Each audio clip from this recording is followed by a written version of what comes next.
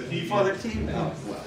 I think we should really give the floor to Jane, who can tell us and I think give us also some background. And if there are any questions later on or any issues with Arabic or with English, ممكن نترجم. مرحبا and welcome here. Thank you so much.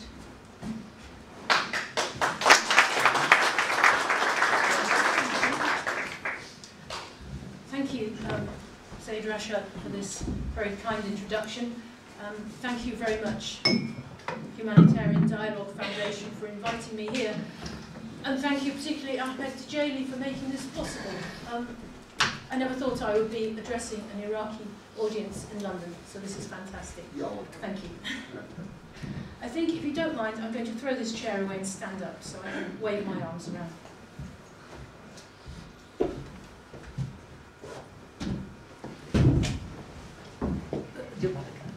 Okay, can you hear me? Yes. Welcome to the Ore Region Archaeology Project. This is a new archaeology project that I've recently set up in Iraq. What I'm going to do, if you will be patient with me, is explain what we're trying to do here, why, what we've actually found, and where you come in, why we need you for this. Is that better? Yes. Okay. To do that, I need your patience for a moment, just to explain a little bit about myself. I think that makes it easier. I first went to Iraq in 1976 as a new graduate, straight out of Cambridge. I fell in love immediately with the ancient heritage of Iraq. It took me a little longer to fall in love with modern Iraq. I was very, very young, and it was all very, very strange. But fall in love with it, I did. And I went for 3 months, and I stayed for 10 years. And in case you're wondering, no, I didn't have an Iraqi husband or boyfriend. I just fell in love with the country. And with all of the people, no particular one. So during that time, I worked for an outfit called British School of Archaeology in Iraq. It's still around, it's changed its name, it's called British Institute for Study of Iraq, but it's still there. We had a base in Baghdad, and at that time we were doing research near to Diwaniyah, at a site called Tel Abu al-Salabih. Sorry about my pronunciation. It's covered in Salbuh. The whole area is covered in Salbuh. Then was the time of the big dam projects, and the government asked us to help. First we went to the Jebel Hamrin near Hamadin. Then we went out to the west to Ana, up the Euphrates. And finally we spent 5 glorious years on the Tigris at Eskimosul near Wana. So I've been all over Iraq. I don't pretend to know it as well as you, of course not. But I have been to most areas, and that is the kind of background. As you will know, Iraq has the most fantastic ancient heritage. As you will also know, there have been quite a few problems in the last few years, and everyone has suffered, and the heritage has suffered too. Nevertheless, I decided last year that it was very definitely time to go back. Sorry about maps. Archaeologists love maps. We just keep showing maps. After 10 years in Iraq, I worked for 10 years in Bahrain, which I will mention later, just briefly, if you don't mind. And after that, I decided to give up archaeology completely. I work with my husband, who's also an archaeologist, and we just made an agreement together. If we couldn't go back to Iraq, we didn't want to be archaeologists anymore. So for 10 years, we've been doing something completely different. But last year, this opportunity came up, and we simply couldn't resist it. There are, I think, 38 international expeditions working in archaeology in the Kurdish region, in the KRG, which is fantastic. There are, to my knowledge, 2 working in the whole of the rest of Iraq, and that is not so fantastic, and that is what we wanted to change. As I'm sure you know, the southern part of Iraq is the cradle of civilization. This is where civilization began. This is where people first learned to write, Think about that. That's changed everything. We think the internet has changed everything. Learning to write, that's changed the whole world. Living in cities, that kind of changes the whole world too. It changes the whole way everything works in society. This happened in Iraq. This happened in southern Iraq. This is the most important archaeology in the world. These are the cities you're familiar with in southern Iraq. But if we go back, yes. If we go back about 5,000 years, these would be the cities that would be there. These aren't all of them. I've just put some of them on there. I don't want to give a talk about the whole of ancient history of Iraq because you probably need to go to work tomorrow. But very, very briefly, this learning to write that I explained and coming to live in cities, this was about round about 3000 BC. After that, there were numerous city-states. These are some of them. These are some of the important ones. They were all at war with one another, and sometimes one was on top and sometimes one was down. And for a long time, the city of Ur here was the one on top. Round about 2000 BC, Ur became the greatest city, and it sort of dominated all the others. I'm simplifying a lot. If there are any experts here, please excuse me. This is a gross simplification. But like all big cities with too many big ideas, things went wrong. They were too greedy. They grew too many crops. They allowed too much salt to come with the water in the land. And gradually, Ur became prey to greedy outsiders who wanted its treasure and saw that it was weak. And Ur was destroyed.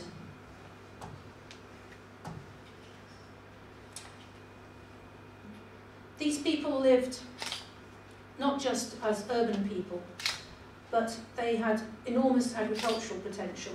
But they also exploited the marshes, which are still there today, as you know. So this was a kind of double economy, working on agriculture, but also on the wild resources around the place.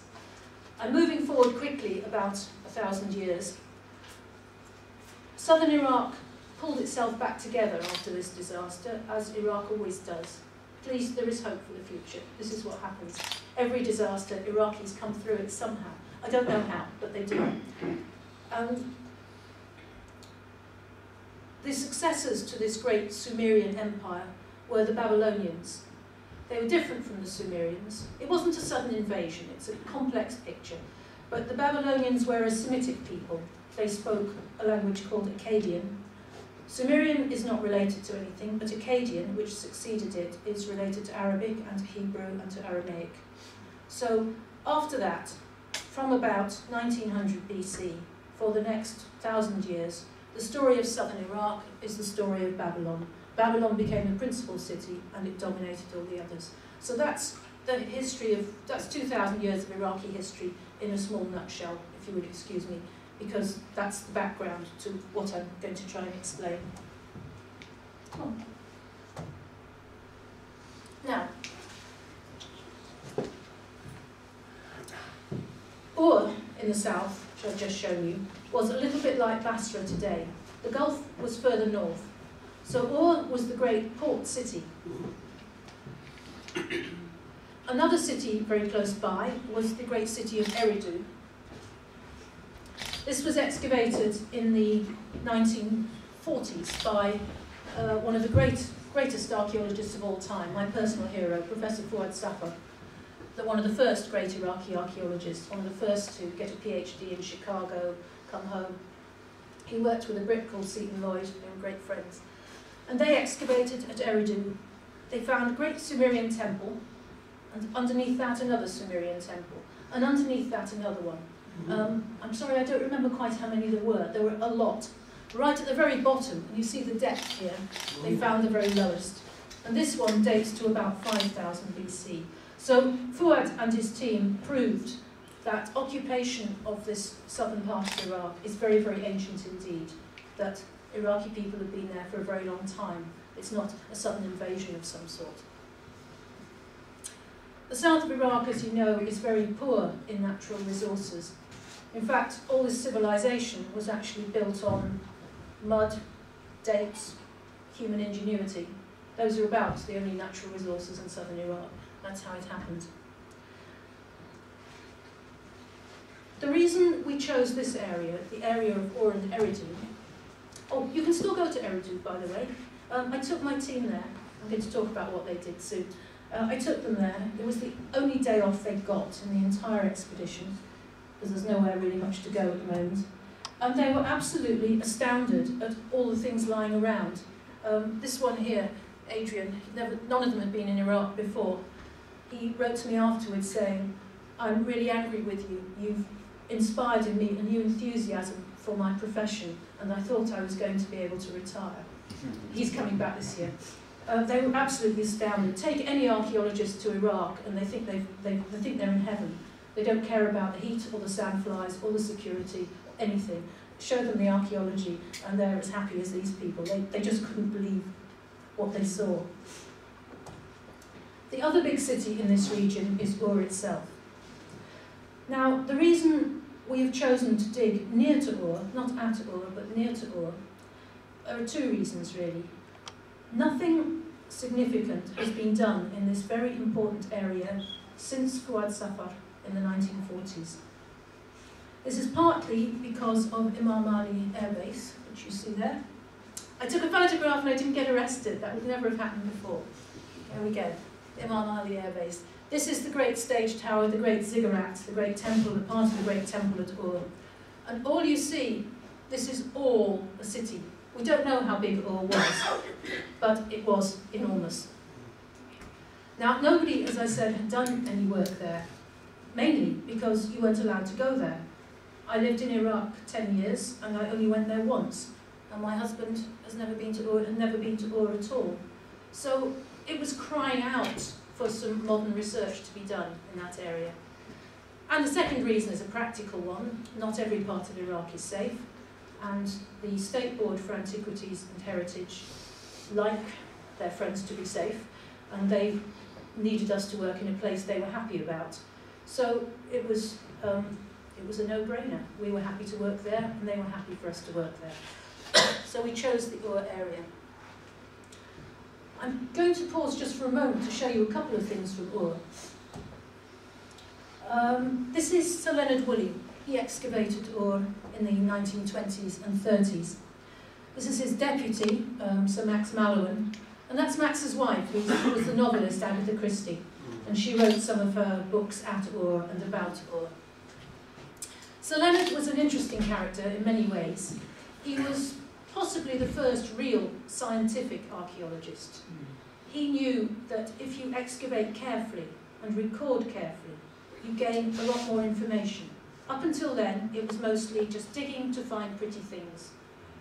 And I say over and over and over again, we are not digging for objects, we're digging for information. Of course, a lot of the information comes from objects, but if they're found in isolation, particularly if they're looted from somewhere, then they are almost worthless. Not worthless artistically, perhaps, but they are worthless in every other way. They're not telling us what we need to know. So he was the pioneer of this, and he worked near Ur. He worked at Ur, sorry. I'm sure you're probably familiar with all the wonderful things that were found at Ur. It dates back probably as far as Eridu, and it goes on for many thousands of years. One of the interesting periods is the Sumerian period, about 2300 BC, for which Sir Leonard excavated the fantastic royal tombs. Everybody seen things from the royal tombs before? You must have done, yes. Sorry. This is where very rich people, possibly royal, we don't know, were buried in enormous graves. They took their chariot teams down there and killed them with them. They took their servants down there, and I'm afraid they killed them as well. And they buried them with the most fantastic stuff. This is, we don't know exactly what this is. It's a board like this, about this big. It's made, as you can see, it's inlaid with lapis, with shell, with all kinds of things. It shows soldiers going to war. It shows prisoners being dragged in afterwards, poor unfortunate things. So many things don't change. This is the head of a lyre. I don't know the Iraqi for that. Harp? Bifar, of course, yes. It's made of pure lapis and gold. I don't need to tell you that you don't find these things easily, and you don't find them in Iraq at all. So this is all imported. This is all the great trade route from Ur through to the Gulf, through to India. It was a fantastically important place, as I say, more important than Basra today. This was the helmet of a prince called Meskalam Dug. He presumably had a very good hairdresser, and he had his helmet made in exactly the same style as his hair. And you can see the little holes where no doubt he had, I expect, a very luxurious, soft silk lining to it, because he strikes me as that kind of person. Even holes for his holes so he could see properly. And that is his dagger, solid lapis. Look at the cloisonné work here, look at the filigree work. These people were ultra, ultra sophisticated. I'm only showing you this briefly because the kind of treasures I'm going to talk about that we are finding are not in this artistic league. They are important, but I thought I couldn't really escape without showing you some of the really beautiful art objects. Also at Ur, Sir Leonard found, I'm moving on 1,000 years now, this is from the Babylonian period, this is about 1900 BC. He found a lot of merchants' houses. This is the house of a guy called Ayan Nasser, who's a particular favourite of mine. If anyone follows me on Twitter, you will know I borrowed his name for my Twitter name. He was a Dilmun merchant. Dilmun was the ancient name for Bahrain. I don't know if that means he came from Bahrain and he lived in Ur, or just that he lived in Ur and he went to Bahrain sometimes. My grandfather was an Italian warehouseman in Newcastle. He wasn't Italian, I don't think, but he was called an Italian warehouseman because he imported things from Italy. So maybe it's the same with Ayan Nasser, I don't know. But in his house there, we also find, he worked from home, his office was in the house. And Sir Leonard Woolley also found his archives, all his trading accounts and so on. I'm sorry to say, he was not a very nice man. This is a 4,000-year-old customer complaint. His main business was copper. You know, we think copper, we're not very interested in copper. We use it for electrical cables. It's not that important to us. But you know, 1,000 years before iron, it was the sharpest, hardest thing there was. So if you think about that, copper was a very vital raw material. Ayan Nasser was dealing in copper, and he was supplying very poor quality copper and selling it as good quality copper. Maybe some things never change, huh? Just before I tell you about Tel Khaybar, I ask your patience for a moment. I'm going to take you on a very short trip to Bahrain. I have a reason for this. In the 1990s, I took a team to Bahrain to excavate a Dilmun settlement. At that time, we knew quite a lot about dead Dilmun people because Bahrain was covered in graves, most of which had been removed now. But we didn't know much about the way these people lived. We knew about the records from Ur, and we knew how the Babylonians felt about Dilmun. They saw it as a kind of almost a mythical land, because all these good things came from there. They almost saw it as a kind of paradise. But we didn't know much about how Dilmun people lived. So I got a team together, and we excavated this settlement. It's a lovely place. It's called Sar. The walls are built of stone, and they stand about this high. You can actually walk down the streets into the houses. You can walk into the temple here, and you can actually look at it. When we started, the Bahrain government intended to remove all this and make a housing estate. And because eventually of the fuss we made and all the people who helped us made, it's now on the tentative World Heritage list to be a World Heritage site. So I sometimes get this photograph out and look at it just to tell myself that it is possible to change these things. You have to believe that. I'm particularly lucky that two of the people who helped me on this are actually here in the room. They just turned up to listen to this. It's fantastic.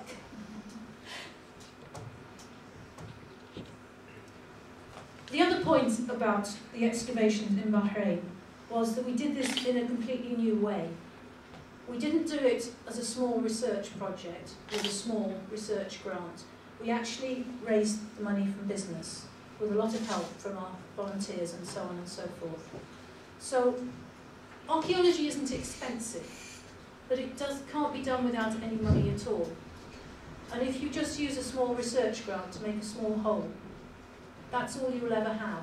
It's very difficult to make a big fuss about a small hole. So this was done on quite a big scale, and it worked. And that, essentially, is what I'm trying to do with our work in Iraq as well. Trying to mobilise as much help as possible to make as big a fuss as possible. This was one of the houses. Of course, working in Iraq is going to be very different from working in Bahrain. For one thing, they don't build the houses of stone, or they didn't in the south. They built of mud brick, Lebanon. It makes it, it's not at all spectacular. It's very hard to show people anything as interesting as that. So we have to work very hard with reconstructions and things like that to have the same impact.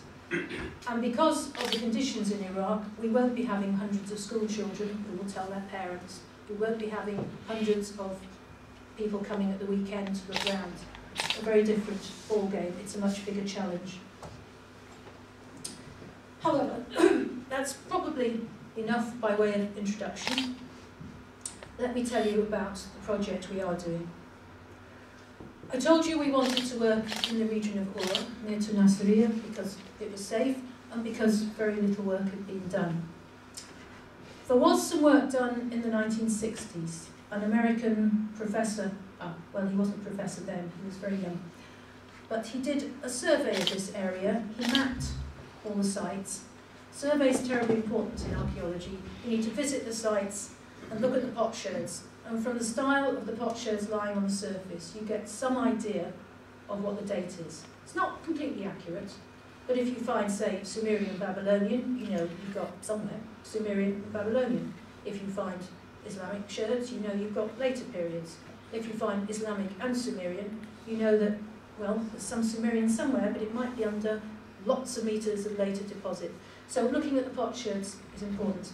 So Henry Wright looked at all these, and he found one place called Tel Khaybar, and there he found potsherds that were both Sumerian, about 3000 BC, early Sumerian, and also Old Babylonian, around about 2000 BC, maybe a little later. That was good enough for us. We didn't really care which it was. Both of these periods are really interesting. Both of them need a lot of work. So that's all good for us. Now, I know I have to apologise for this. When I show this at academic conferences, that's when everybody suddenly wakes up and starts looking. And when I show it to a non-academic audience, people go, huh? So I will apologise for it. I will try to explain why it's so important. When I worked in Iraq in the 70s and 80s, we were not allowed to see aerial photographs. We couldn't even see British aerial photographs because the British government didn't like to annoy Saddam. So the Iraqis didn't like us to look at aerial photographs, so we didn't get to look at aerial photographs. Aerial photographs are so important in archaeology. It's when you see from above that you really see. So you probably don't see very much there, but let me try to explain. This is a satellite image of Tel Khaybar. Ignore all these horrible stripes here. That is simply where people have been driving their trucks over the site, which I wish they wouldn't, and I've stopped them doing it now. So those are the most obvious, but ignore them. What you see, start looking at the white lines. What do you start to see? Can you see a square, a rectangle, and another one here? What you're looking at is an enormous administrative building. It's about 80 metres by 50 metres. There is a building there under the surface. What you're seeing is the way the salt on the surface makes the surface dry in a slightly different colour. When you're standing there, you don't see anything. But from the satellites, we know there's something there.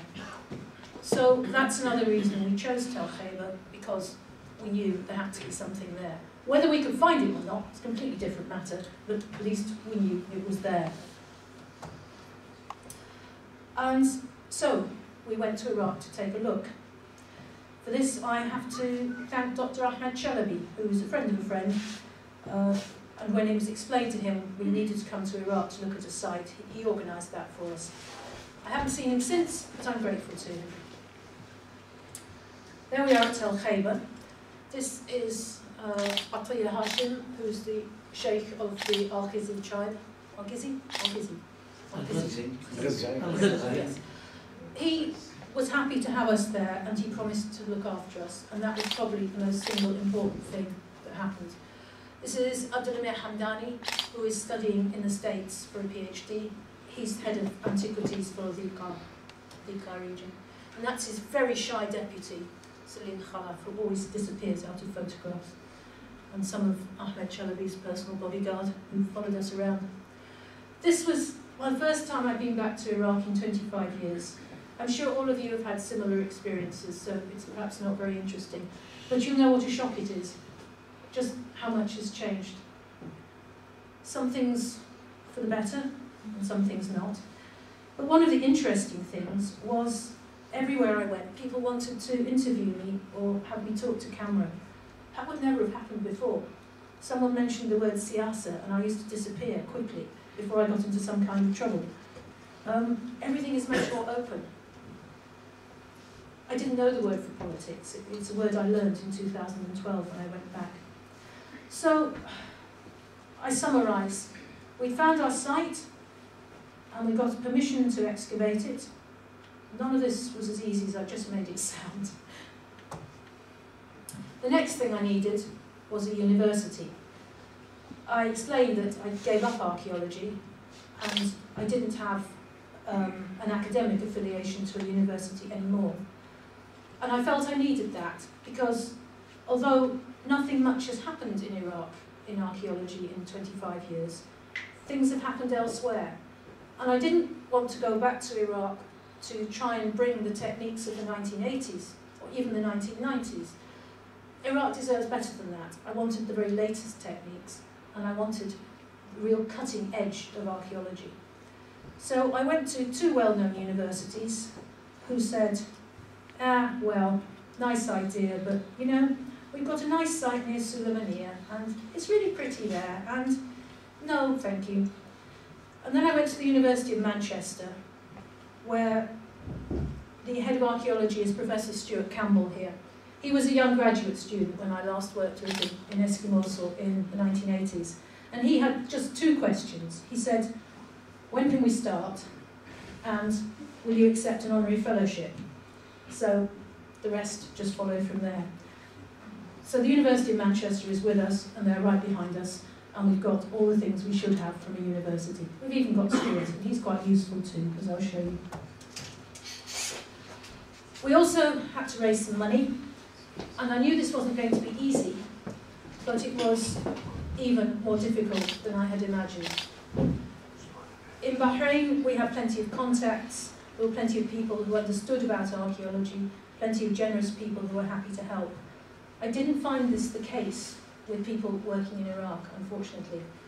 The British Institute gave us a small amount, the Foreign and Commonwealth Office a small amount. The only company I could get interested was the wonderful Gulf Sands Petroleum, and the rest was filled in by a Swiss philanthropist who I happened to have lunch with.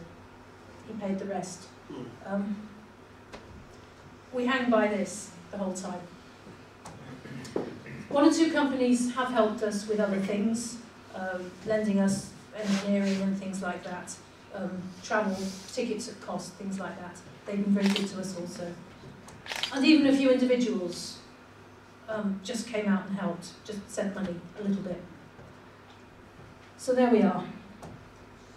So you've got the site, you've got the permit, eventually you get the visas, and that's another story. Got the money, and the next thing you need is the team. I've explained that all the good Iraqi archaeologists, most of the good Iraqi archaeologists have all left. They've all died or retired or gone. There's a huge gap.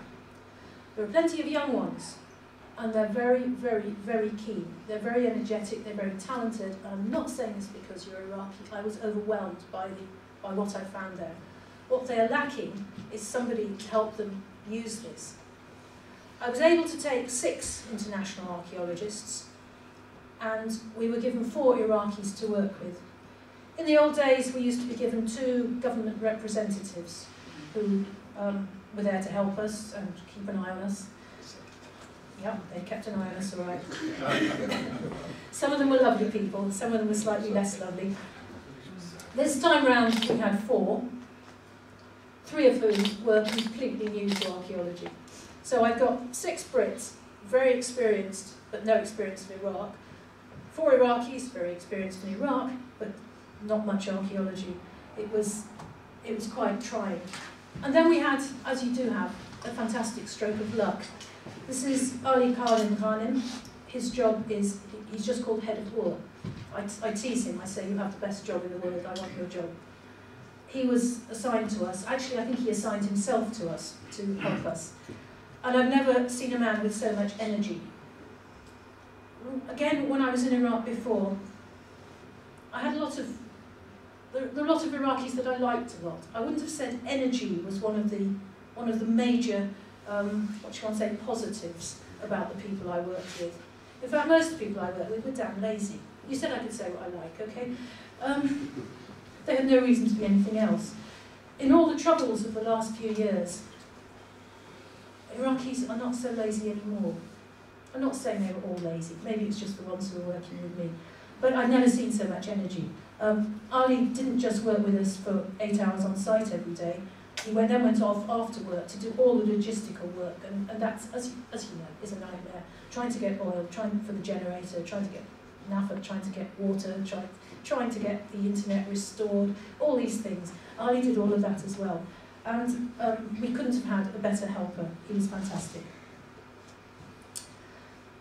This is Akil Rikabi, who is one of our brand new ones, recently graduated from Qadisiyah University.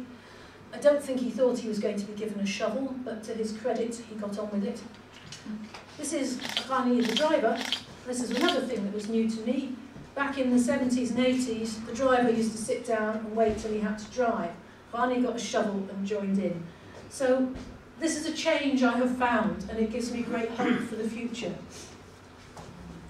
Louis Raysan, again, just new out of university, no idea what he was doing. No reason why he should have any idea what he was doing. We set him going on surface survey. We got him to pick up all the sherds on the whole site, measuring exactly where they came from and recording all the numbers. And that, I think, he found quite hard work. He was quite tired by the end of the day. It's a lousy job, somebody has to do it, and Louis did it.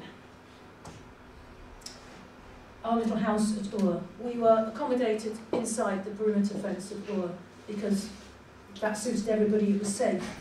It meant we had absolutely nothing to do in the evenings except look at Ur. And hey, what's wrong with that? That was fantastic. We all squeezed in there somehow.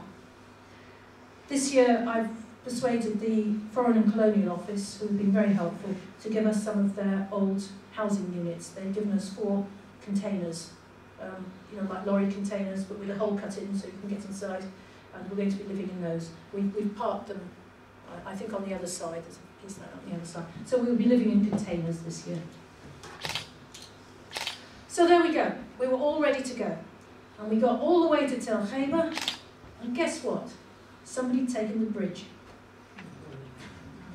So every problem we have learned is an opportunity, and this was an opportunity to have a symbolic photograph about bridge building. And Abu Fahed Atiyah Hashim very kindly posed on our new bridge. The surface, as I've explained, is very important to archaeologists. Digging is expensive. Not that expensive, but there are lots of things you can do before you actually start to dig. One of these is picking up sherds off the surface. Another is trying all the various ground penetrating techniques. I wanted to, as I say, to bring all the new techniques to Iraq. I wasn't sure this one would work, and actually it didn't work that well. This is a gradiometer. It measures the difference in magnetic field between different kinds of deposit. The problem you've got with Iraqi architecture is people build in Lebanon, right? They build walls out of Lebanon. they put poles on top. Arnold, and then Serifa, then the mats, and then Tain, and then eventually all this falls away when the house is fit, as nobody lives there anymore. The roof falls in, the poles break, and the walls go like that. So in archaeology you come to all this in reverse. You take the roof off, you try to take the walls off, but it's all melted mud brick. It's really hard to distinguish it. And I wasn't confident that the gradiometer would be able to do this. But we did get a partial result, and we'll go on refining this.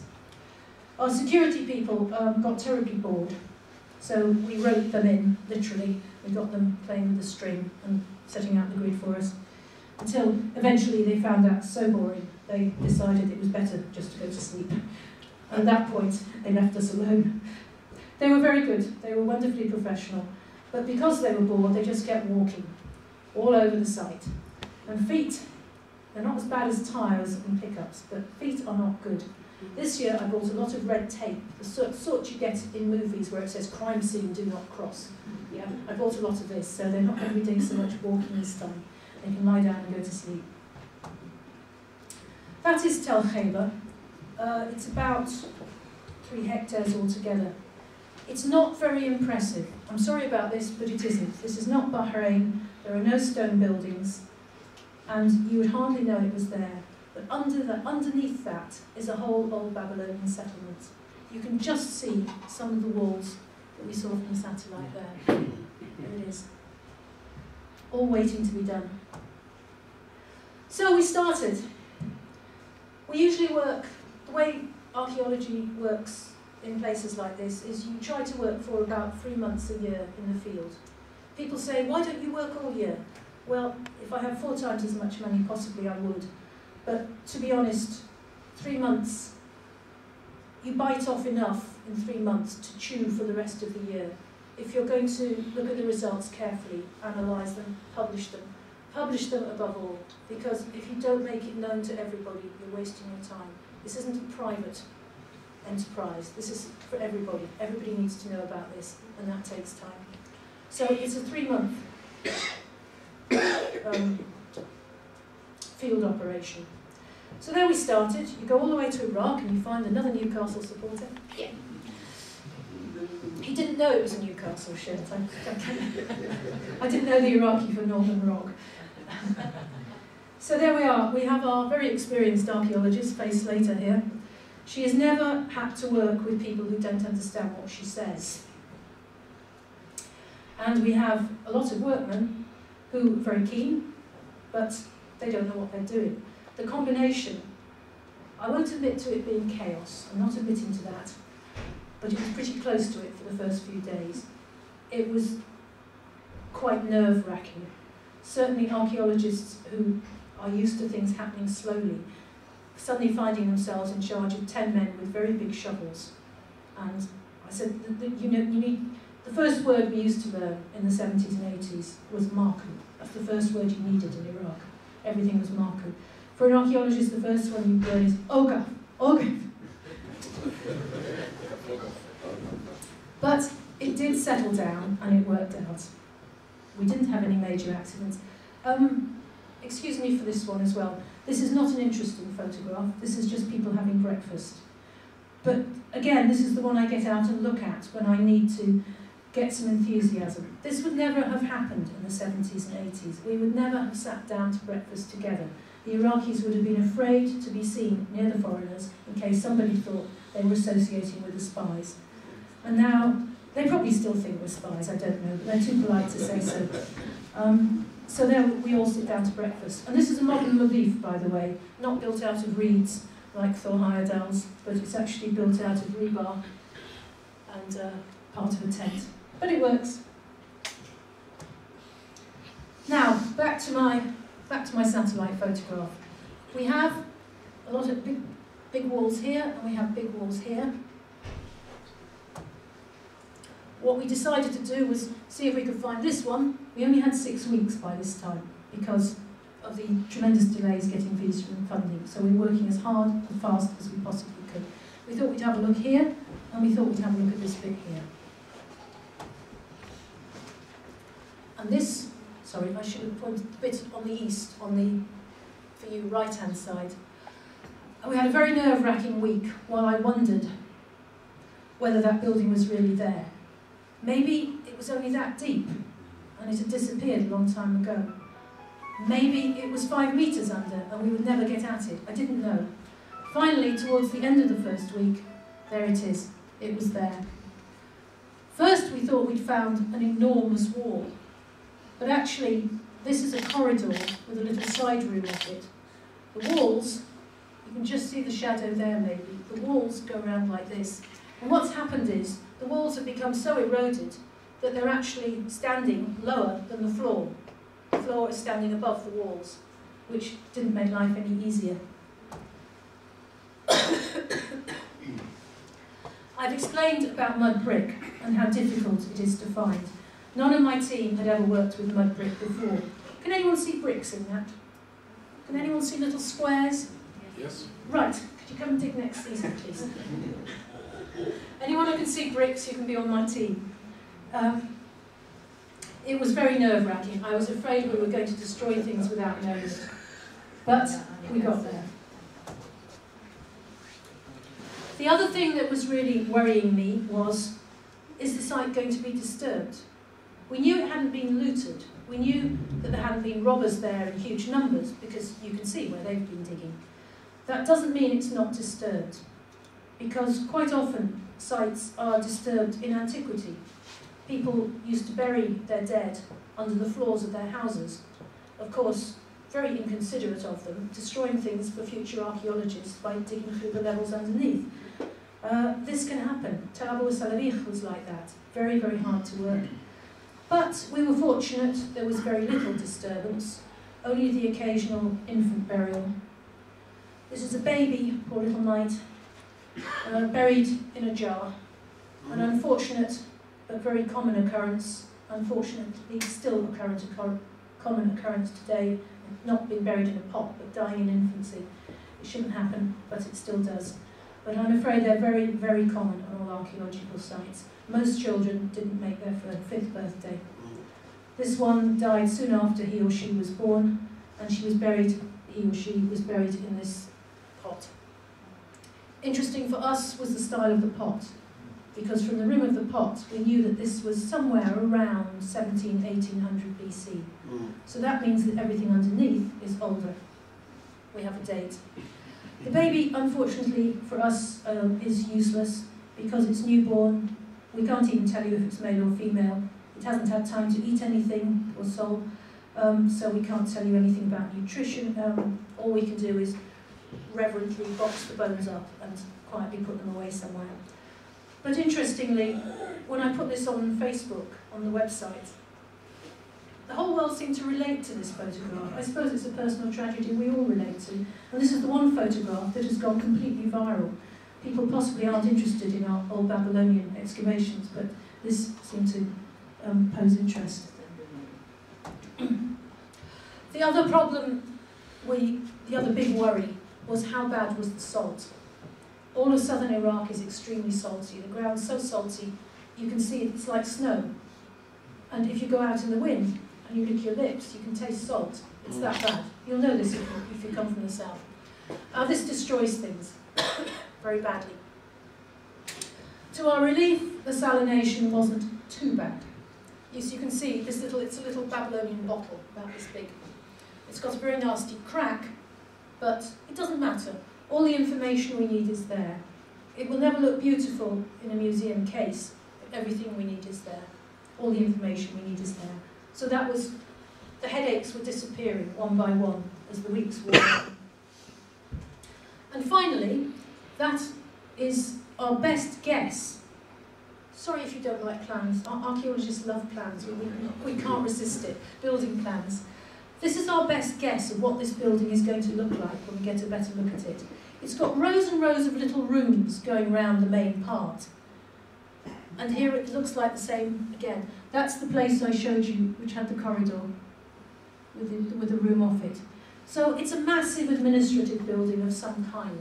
It covers about 1/3 of the whole settlement.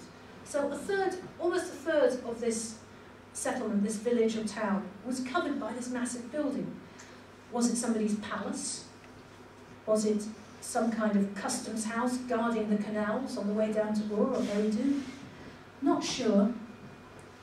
There it is imposed on the photograph.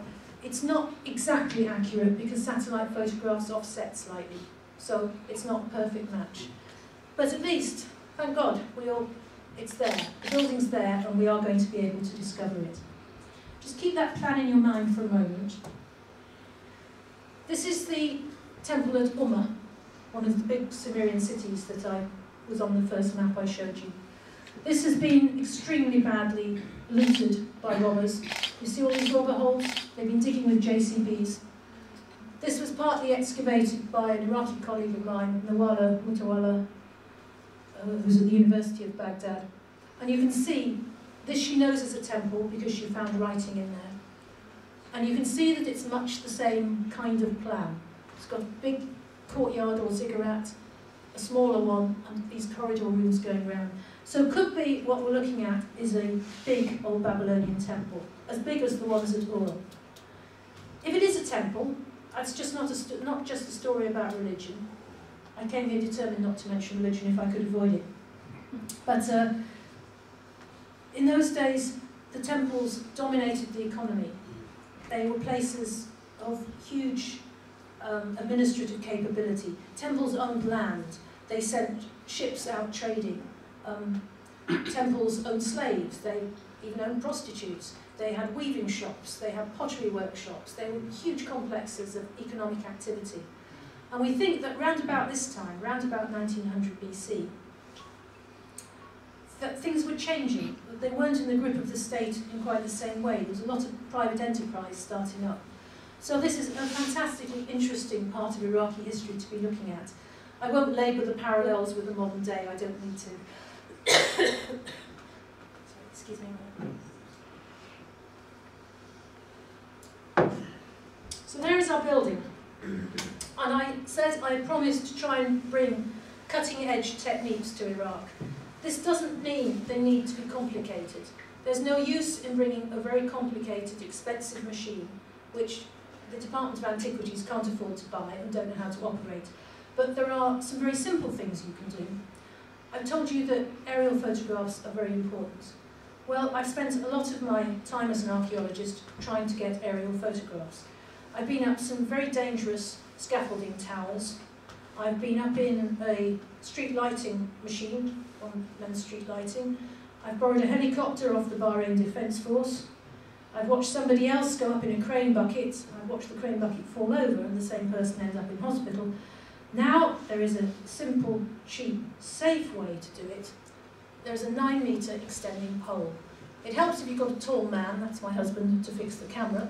You just need a cheap camera and a laptop. It goes up 9 metres, you get all the photographs you want, you can compose them instantly on the laptop at the bottom, which is what they're doing there, and the same afternoon, if the internet door is working, they can be on the website. So everybody can see what we see straight away. No more waiting months, maybe even years for photographs to be published. Very simple. This is another relatively simple device. Our excavation is completely paperless. Looking at the problems the Iraq Museum has had with all the things that have been stolen, trying to get records of the registers. Their registers were, I'm sorry, but they were not in a good state before all the trouble happened. If they had been preserved electronically, we'd have been a lot further forward. So I forbid my team to use paper. They hate me. They have to do all their recording electronically straight into, this is called a tough book computer. And every now and again they scream, I want to kick this thing. And I say, go ahead, it won't mind. They are so tough. You can stand on these. They don't mind the heat, they don't mind the dust, they don't mind the swearing. You can do anything you like.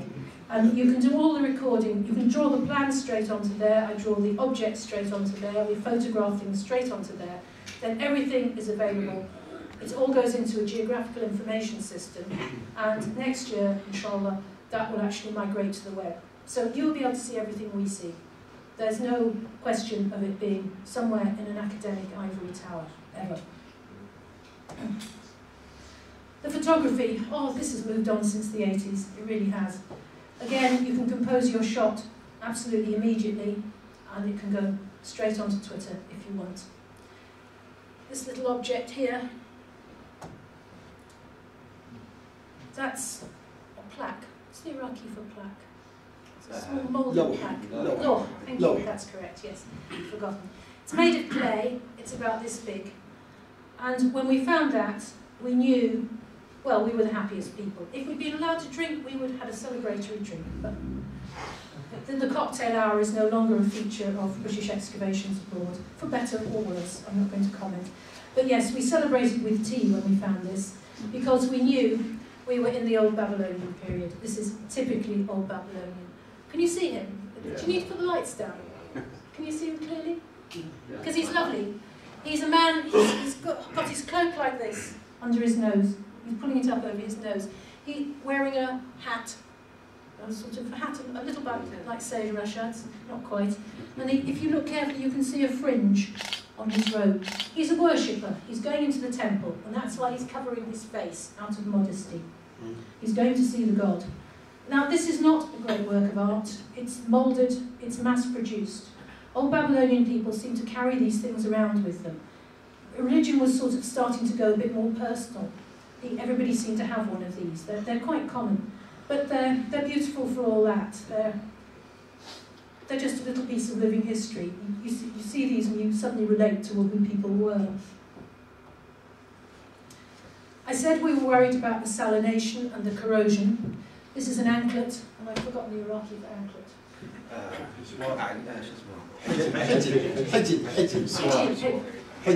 Muswa, hejin, yes, it's big, it's not Muswa. Again, this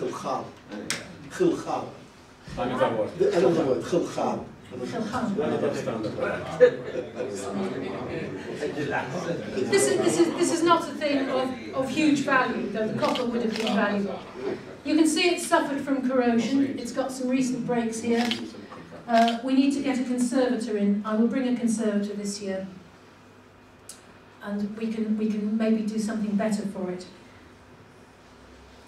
This is a tiny copper graving implement. It's got a sharp point at the end, you see? It would have had a wooden handle here, and it's for, I don't know, graving seals or something like that. These are not beautiful things, excuse me, these are not like the royal tombs at Ur, but these speak of the everyday people and what they were doing. We know some craft was going on here because somebody was using this. And the reason it looks so ugly with all this corrosion is it's safe like that. We could get the conservator to scrape all the corrosion off. After that, it would need to be in a perfect temperature and perfect humidity. And I know the Iraq Museum is struggling, and it doesn't have the facilities to give these things the conditions they need yet. So the best thing I can do is to leave them alone. It's safe there in its corrosion until such time as they can deal with it. Now, this was a puzzle. This is a little piece of clay. It's about this long. Can you see 4 feet? It's got 4 paws. It's some kind of animal, but a piece is missing. I told you our workmen were untrained, and I'm sorry this is actually broken. We've stuck it back together. They occasionally broke things out by accident. They were too keen and going too fast. No great disasters, because for this very first season, we were only looking at the surface. We're deliberately not diving into the most important parts of the temple until we've got everybody trained, and we know this won't happen. But then we found another piece. And can you see the little wedges on that? That's cuneiform writing, that's caging. I'm sure you know how this is done. They wrote with a reed, poking the reed into wet clay. And what that actually says is the goddess Gula was the goddess of healing. The goddess Gula has made me better. My name is, and I think his name was Amuru. That's part of the word for Amuru, but the rest, as you can see, is broken. So somebody, the symbol for the goddess Gula was a dog. So possibly this is a little dog. When we managed to stick it together, we still don't have the head, unfortunately, but there we are. It's a little clay figurine, and somebody who was sick and was made better has had this made and and had it inscribed to say thank you to the goddess for making him better. Once we found writing, we got really excited because, of course, that's what we need to find. The archaeology tells you one kind of information, and the writing tells you a different kind of information. If you can put the two together, you don't often get this, but in southern Iraq you can get this. We started to find clay tablets. This one is a list of orchards and fields and people's names. I don't read Akkadian, but we happen to have a visitor. Oh, they've written right round the edge as well. We happen to have a visitor just the night we found it. This is Professor Eleanor Robson, now at UCL. She does read ancient Akkadian, and she just happened to be visiting. She only had one night with us. She arrived very tired, and we didn't allow her to sleep. We just gave her the tablets and made her read them. And by the end of the evening, she volunteered to be our epigrapher for the 5 years which we hope we have to continue with this. So we said yes. Ordinary things, ordinary things. It's the pottery that tells us the date. This is a perfect old Babylonian drinking vessel. It's about this big. You didn't stand up, you must have put it that way, or had a stand for it, something like that. Mass-produced. These people were not at the beginning of pottery technology, believe me. They were 2,000 years into pottery technology by 1800 BC. My British team can hardly believe this. They find one potsherd every 2 months where they dig in Britain. And we were finding whole pots, and that's just in the surface. Now this one is even uglier, but I'm showing you this for a reason. Apart from all the salt, this is actually a waster. I don't know the Iraqi for waster. Tell it, waster, so it has waste. It's a pot that's gone wrong in the kiln. Yes. It's become twisted in the kiln because the kiln was too hot. So that tells us that we've got pottery manufacturing going on site. That there are pottery workshops somewhere. We haven't found them yet, but it tells us that. This is just an ordinary potsherd, kisser fukhra, and somebody has rounded the edge and made a hole in the middle. Is it for grinding? No, it's only this big. It's very small. It's very small. We have a hat as well. This is very small. And I think probably its purpose was to tie string to tie onto weaving, when you're weaving. Yes. Or it could have been spindle. Yes, to weight loom. So, it's a small, ugly, unimportant looking thing, homemade, but it tells us we've got weaving workshops or weaving going on somewhere. It's the little things that are important. This is, they'll get less ugly soon, I promise you. This is a small piece of flint. Sawan, yes. And somebody has made these little notches in it. And what these were used for is they would make several of these and stick them in a wooden handle, and then it becomes a sickle, minjar? Sickle, for harvesting the corn. So that tells us we have grain, agriculture and grain production going on here too. So you don't need much to tell quite a lot. And here is a bead. It's not made of lapis, it's not made of gold, it's just made of clay and it's just been wrapped around a finger. But I expect some old Babylonian girl was really happy to wear that around her neck. This is a piece of what was once a beautiful alabaster bowl made of marble. Thank you. We'll get there eventually. It's just a broken piece, but somebody has started to trim the edges. And we found another one, and someone has finished trimming the edges. It's a perfect cuboid, it's beautiful, very small. And then we found a piece of black diorite. This is a black rock, not found in Iraq. This has travelled all the way from Oman or somewhere like that. They used to use it for making big statues. Maybe we'll find a big statue. But this is just a small piece. And again, they've reworked it, this time into a triangular piece. And I think what was happening was somebody was playing a game. Not chess exactly, but some kind of game. And these were the pieces for the game. And they were using these leftovers to make themselves small gaming pieces. Am I okay? I've got 5 minutes left. Yeah. So already we start to build up a picture of what happened at Tel Khaybar. We know there's a really big building. We know there's a governor there because he's mentioned on one of the tablets. We know that they had all kinds of activities, crafts, agriculture and so on going on. We know that it's not destroyed. We know there's a lot more to find. And we know we've got the people, particularly the Iraqis, who will be able to help us do this. I think together we could do something amazing. This is another little plaque. It's unfortunate we find naked women because in Iraq today this isn't particularly fashionable. I would like to put it on the front of our report, but I thought perhaps I'd better not. She's wonderful, isn't she? She's utterly, utterly crude. She has, in every way, she has a plaited hairstyle, she's holding her breasts, she's offering them, she's some kind of goddess, she's got this wonderful smile. I mean, okay, she's not a great work of art, but there she is smiling at us out of 4,000 years ago. I think she's wonderful. And to me, she kind of embodies the spirit of what is still there in Iraq. Tremendous enthusiasm for life. So that was our very short season at Tel Khaybar. It came to an end all too soon. We were able to collaborate with colleagues at Qadisiyah University. This is Dr. Abbas Husseini, who came to give me advice on what we found. Because, you know, I have the new techniques at my beck and call. I don't know Iraq like these people do. I don't know the archaeology like these people do. He was able to look at the material and advise me about what it was. And this, again, is something that would never have happened in the 70s and 80s. He would never have come to visit us.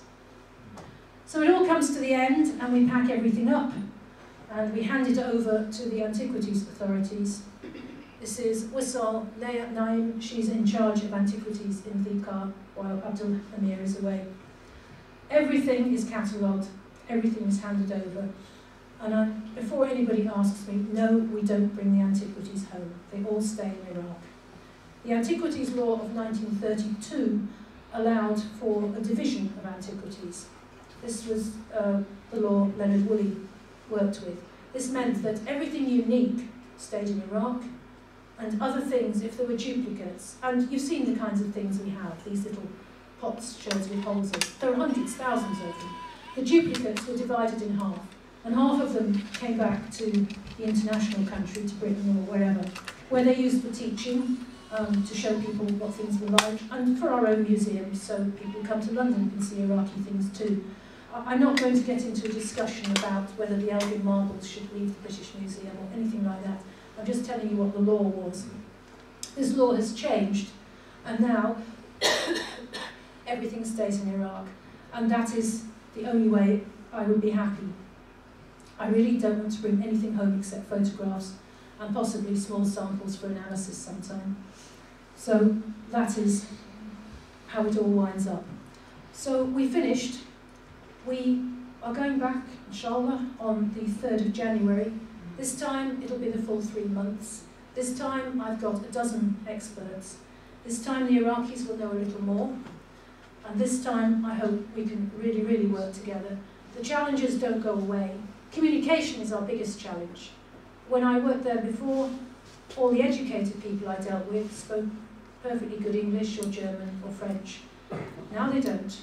So Ali and I spend a lot of time tapping into Google Translate and showing each other our phones. His English is a little better than my Arabic, but not much. But, you know, one thing we've all got plenty of is patience. And with that, I think we'll get there. It's my favourite picture of Ur. This was a ladies' outing, and the ladies are all on their way up the ziggurat. What I'd like to ask you for is your help. I'm not asking for money. God knows we need funding, but that's not what I'm asking for. Please tell people about this. Please tell people about Iraq's fantastic ancient heritage. There are 1,200 known archaeological sites just in Dhikar province, and those are the known ones. I'm guessing there are 3 times as many as that. I'm only guessing. The oil companies are gobbling up more and more land all the time. And of course, they have to do this. Nobody's going to stop them. I'm not going to stop them. But we do need to look at the archaeological material, first. And the best way to do that is to try and raise the profile so that people know about this. People ask me, they say, Iraq, is there anything there? Wasn't it all looted? No, the looting was terrible. The looting of the Iraq Museum was dreadful. But, you know, we could move on. There are plenty more things to discover. There's plenty more information, there are plenty more objects. We could move on from that to somewhere, to a really much better place. And this ancient heritage, even if you're not interested personally in history, this is something that's common to all Iraqis. It doesn't matter which end of the country you come from, or which sect you belong to, or none, or whether you're resident in London or Erbil, or it doesn't matter. This is your heritage. It's probably the world's heritage too, but it's there, and it needs attention now. So please, what I'm asking you to do is just spread the word as much as you possibly can, on Twitter or whichever way you like to do it. Let people know this is there. I'm trying to persuade lots of colleagues to come and help. The Iraqis need help, the Iraqi archaeologists need help with training. They're just open and waiting for this. And I'm trying to persuade as many people as I can to come over and help us. So please, you do your bit and tell people about it. I'd be really grateful. Thank you very much for your attention.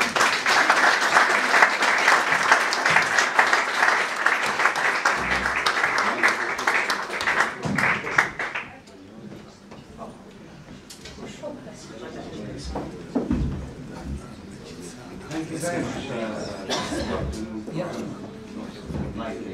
لا هو بس الشرق الشرق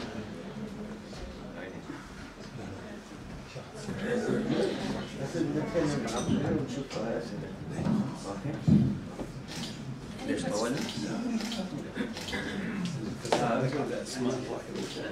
اي عفوا عليك انت ويانا انت قاعدين انا just a few questions that I'd like to ask about beforehand, and then we can field some questions from the audience. I'm particularly interested in the fact that war was also maritime and there was trade, as you pointed out. And I was wondering if there are any indications for that, or for this trade, maritime trade, and for the use of the marshes. At Khaybar? Yes. In the sense that we find things there which are not native to Iraq. The copper, for instance, must have been traded. The alabaster, not quite so sure because I haven't had it analysed, but I don't think it's native. Certainly the diorite is not native. Otherwise, not yet, but I think we will find it, particularly as we find more written documents. I'm pretty confident we may find another customer complaint like ANS's. I think we will. But the other thing we want to do is try and analyse soil samples so we can see what kind of plants and things were around, so we can see how people relied on the marshes, if they relied on the marshes for part of their sustenance. That's currently giving us quite a lot of grief because they're not very happy about us taking soil samples home. But I'm hoping to persuade them that we're not stealing the great heritage by analysing some soil samples. But why would they not be comfortable about the soil samples? Other than, I think there's just an idea that foreigners took things away in the past, and I'm trying to do the same thing. I said you can have the soil back, you know, if you really want it. But it's just a case of education. Certainly the archaeologists understand, and they're trying to persuade the authorities. Yeah. And you mentioned earlier on about the issue of material or resources. And one of the things I noticed, I just came back a month and a half ago, 2 months from Iraq, and visited to War, where there's an Italian. Paolo, Dr. Paolo, I think, who was in the same building that you were. Yes. That's correct. And one of the things one notices is the predominance of tar, of bitumen, in Ur, around Ur. And I believe also that it was used, and in Ur there are indications of the use of tar and bitumen in the process of the mass production of ceramics that you pointed out. So did you find in any, it's one of the big resources that Iraq has always used, bitumen and tar, and from that area. Yes. We haven't actually found much bitumen yet in Khaybar. We probably might in a different area. What it's largely used for is waterproofing. You find it put on the bottoms of baskets, so that turns them into buckets, makes them waterproof. and also used in building a particular That's door. right. You will see it in layers in between the tarbuk, That's the right, baked right. bricks. Yeah. That's what it's used for. And no, I've no evidence at Khaybar yet, but I am expecting it. And that, of course, is evidence for trade also, because it's not local. Yes. Please, any questions?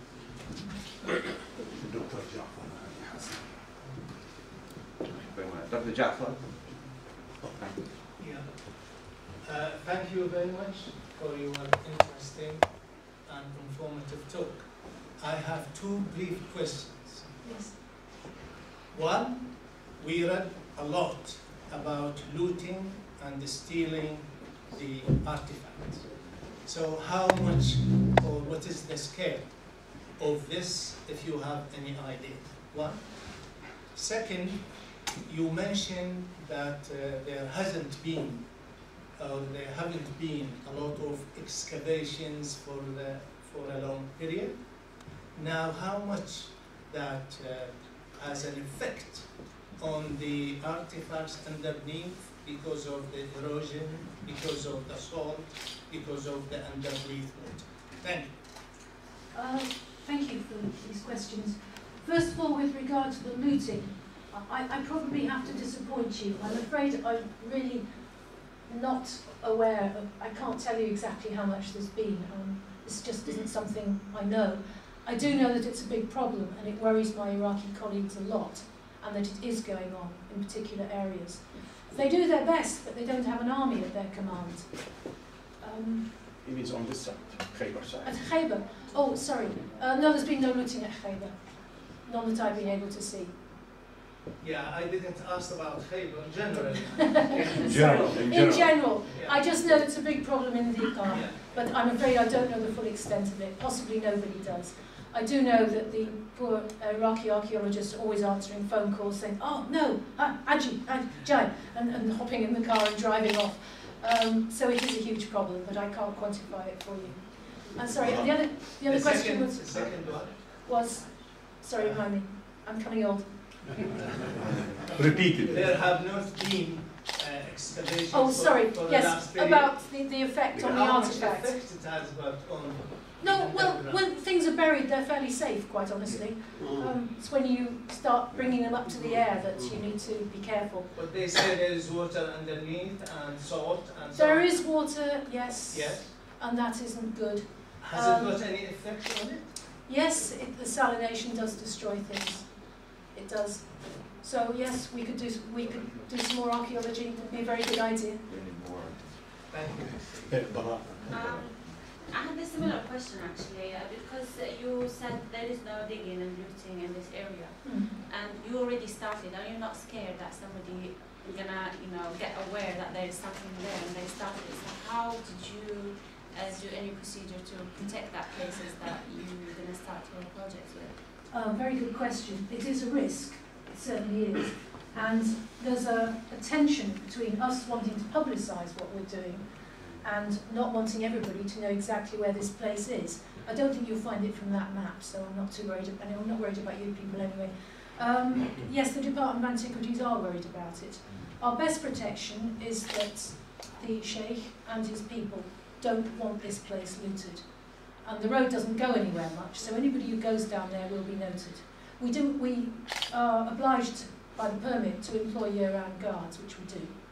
But of course, they wouldn't be able to fend off armed people, but they don't expect to. No, it's just the people around about have understood what we're trying to do, and they don't want it looted, so they will probably see to it that it isn't. And also, we moved the bridge when we left. Thank you. Thank you, Dr. Jane, for this presentation, and thank you in the name of all of us about what you're doing for Iraq and for humanity by researching this archaeology. Just talking about the aerial photos, just now I mentioned something in my searches, I found it.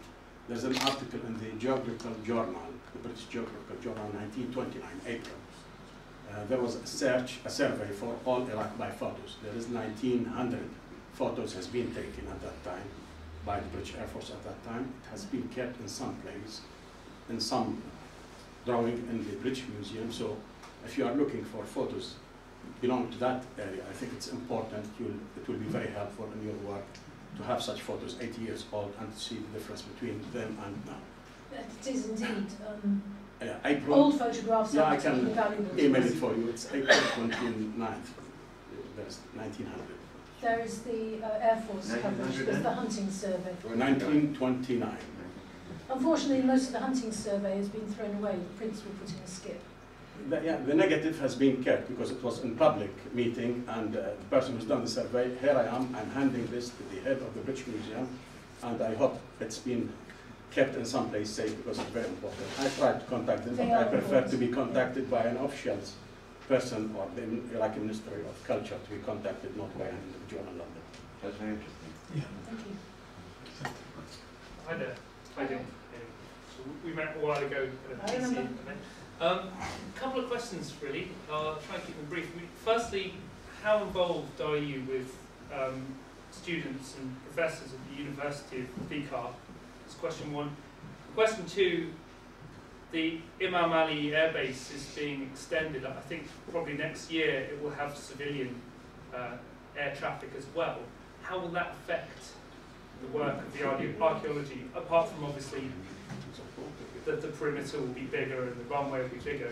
Aside from that, because I heard somewhere that maybe the planes might have some kind of effect. I don't know. Planes landing probably isn't ideal for the ziggurat, but hey, it's put up with worse over the last 4,000 years. I think the ziggurat will be okay. We're not working at all, so it won't actually affect us. We're at Khaybar, which is 20 kilometres away. It will no doubt be another headache for my Iraqi colleagues.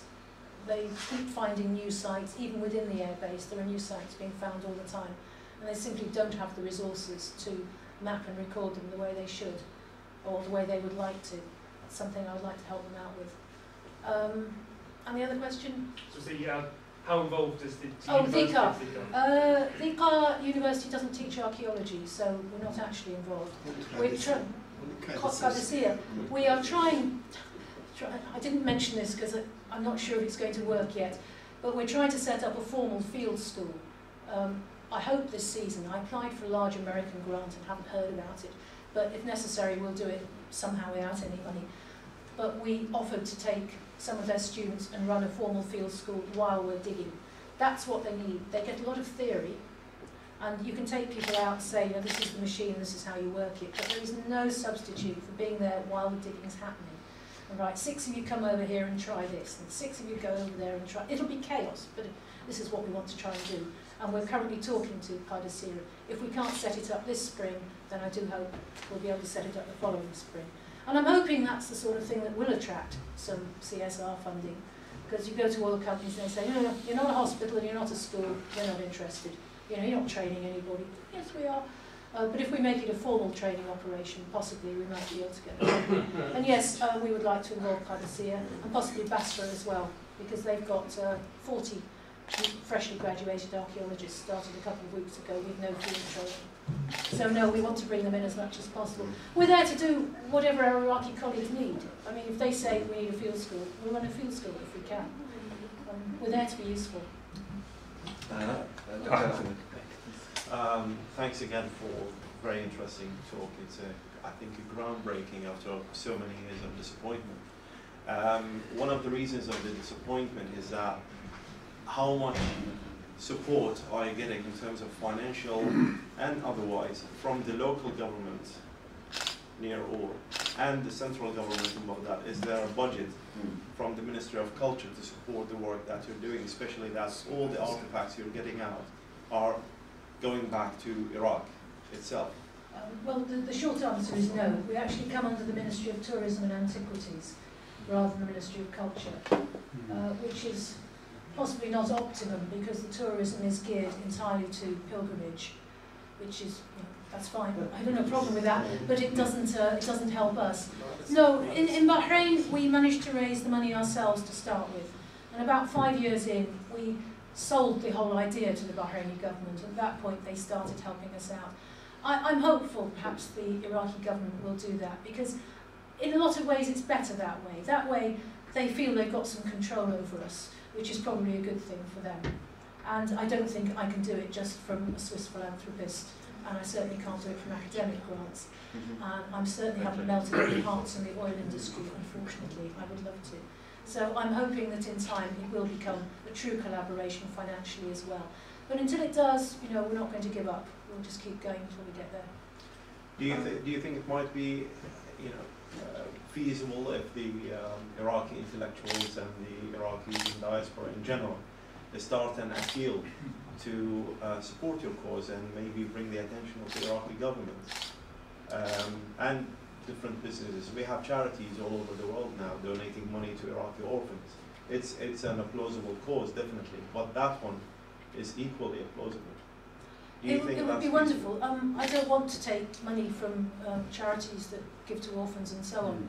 And when the oil companies say, you know, we're supporting widows and this sort of thing, I don't have an answer for that. I say, you know, please help us as well, because this is important in an indirect way. I'm sure that there must be people in the diaspora, like my Swiss philanthropist. There must be wealthy Iraqis with an interest in this, but I don't know my way to them.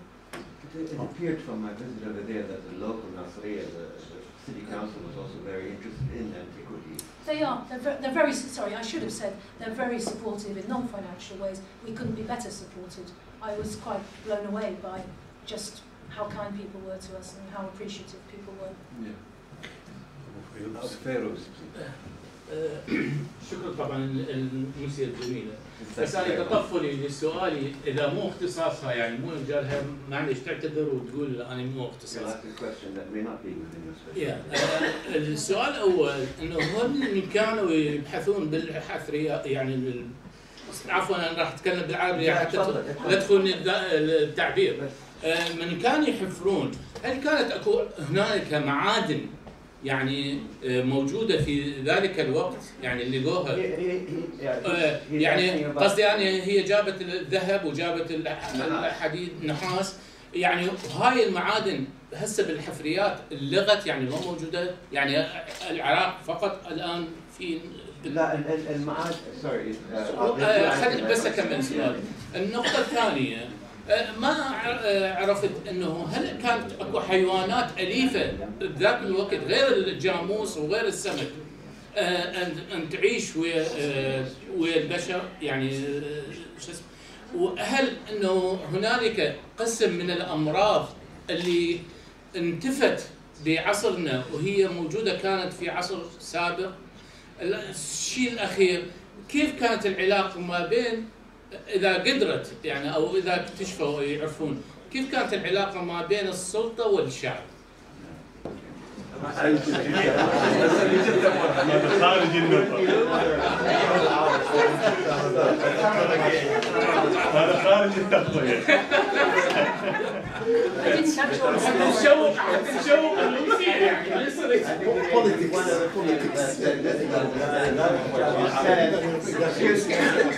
Excuse me, please. Excuse me. اولا بالنسبه للمعادن هي قالت بين المعادن كانوا يستوردوها من بحرين والشيء فموجود هالمعادن والشيء. ثانيا بس I'll just answer the ones that are quick. The third one is he asked about whether the indications of animal husbandry and what kind of animals other than like buffaloes etc. were there. Whether the indications of any illnesses that have now been overcome that were prevalent there. You mentioned the children that were dying. And also what sort of relation between the people and the state or the authority. I'll come back next year.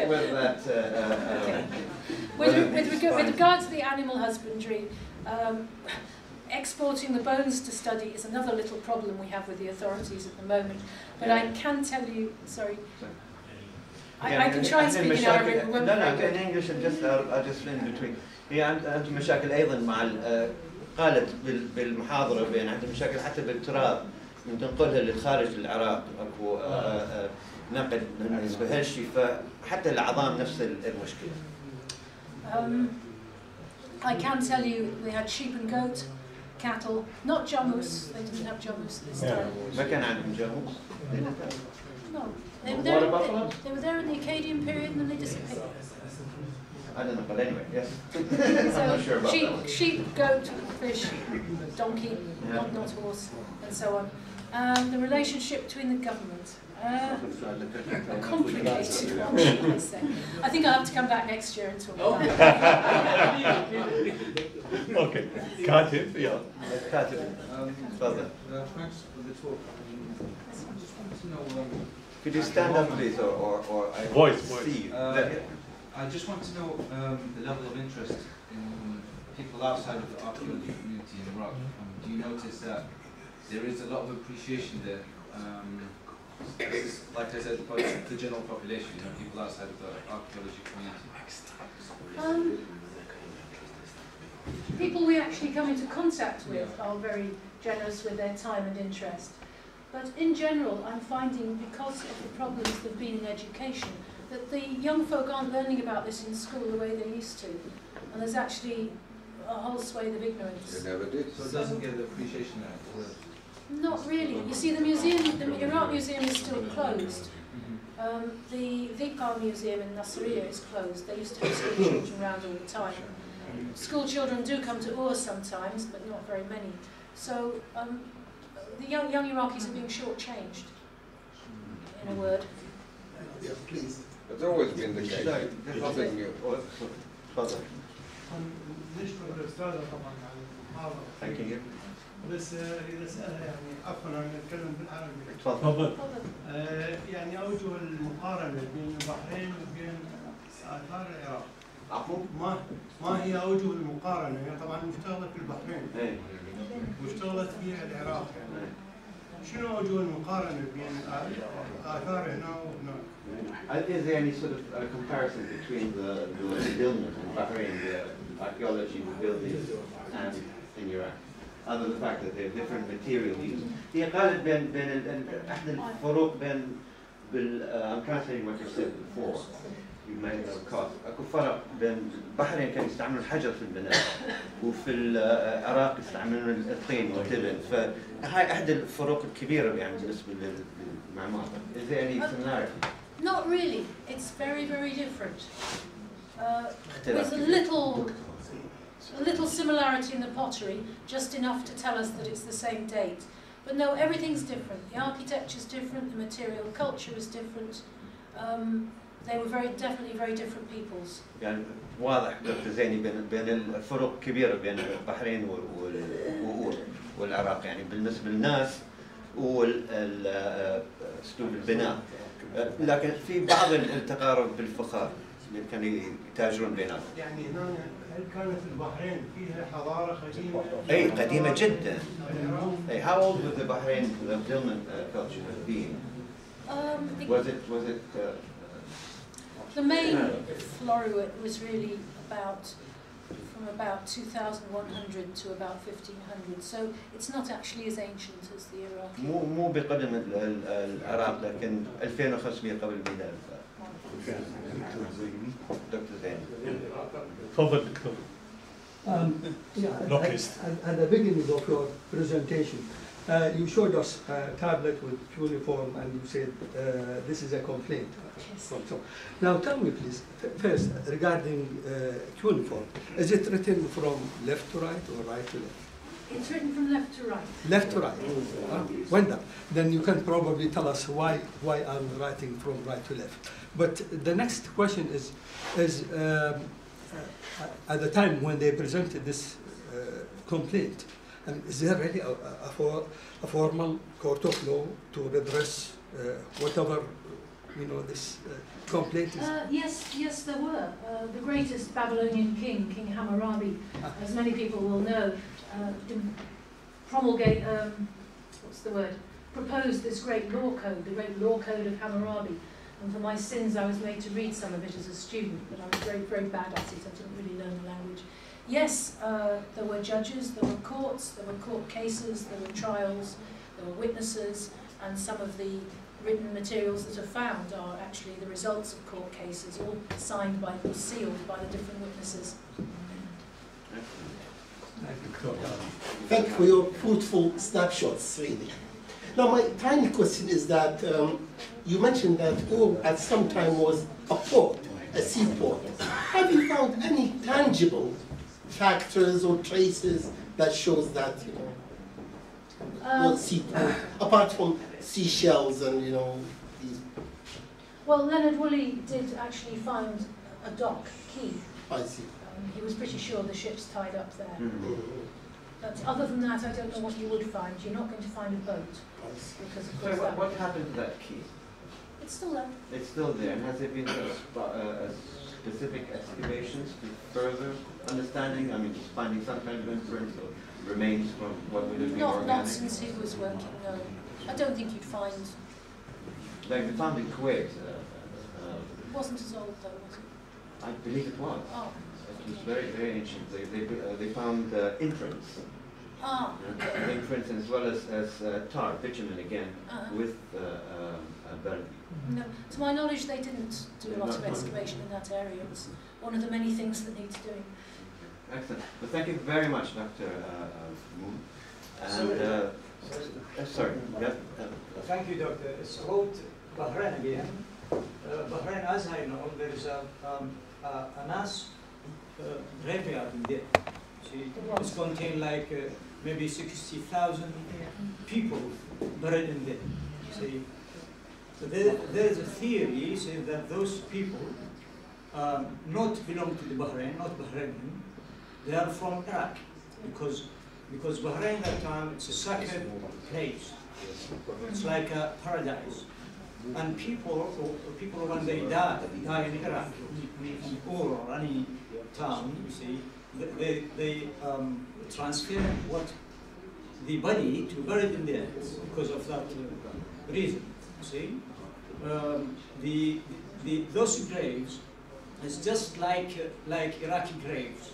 See, there's no that much difference between the grave which is in Iraq and in Bahrain. Same in the way that they buried. If we try to compare that in that time, this little island, which is in Bahrain, maybe there's like 2,000 or 3,000.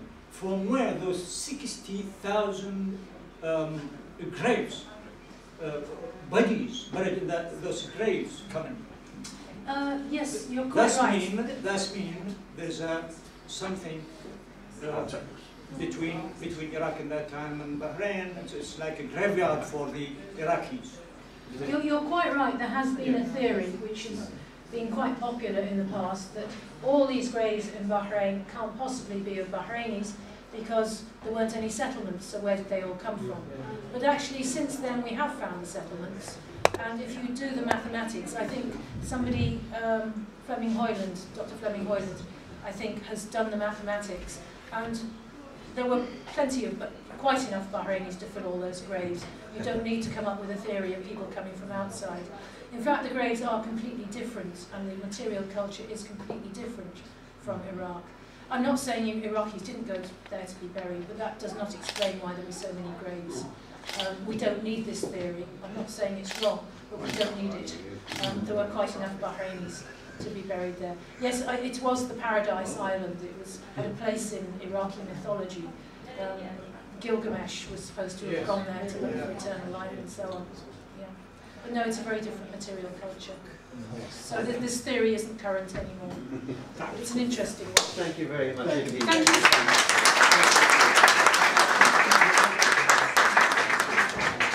Thanks such a lot.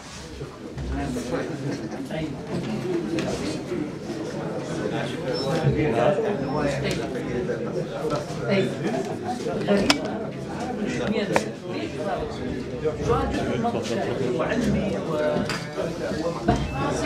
وبحث بس أظن هي